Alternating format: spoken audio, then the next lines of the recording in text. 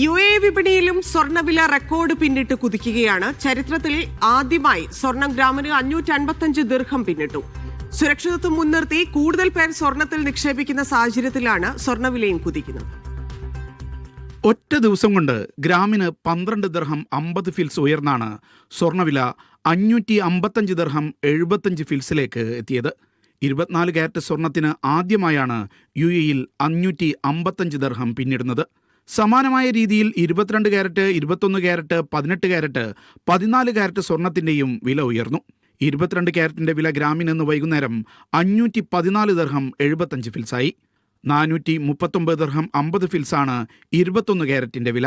ഗ്രാമിന് 423 ദിർഹം, 330 ദിർഹം എന്നിങ്ങനെയാണ് 18 കാരറ്റിനും 14 കാരറ്റിനും വില എത്തി നിൽക്കുന്നത്. അന്താരാഷ്ട്ര തലത്തിൽ ഉടലെടുക്കുന്ന രാഷ്ട്രീയ അനിശ്ചിതത്വവും US ഫെഡറൽ റിസർവ് പലിശ നിരക്ക് വെട്ടിക്കുറച്ചേക്കുമെന്ന വാർത്തകളുമാണ് സ്വർണ്ണവില കുതിക്കാൻ കാരണമായി വിലയിരുത്തുന്നത്.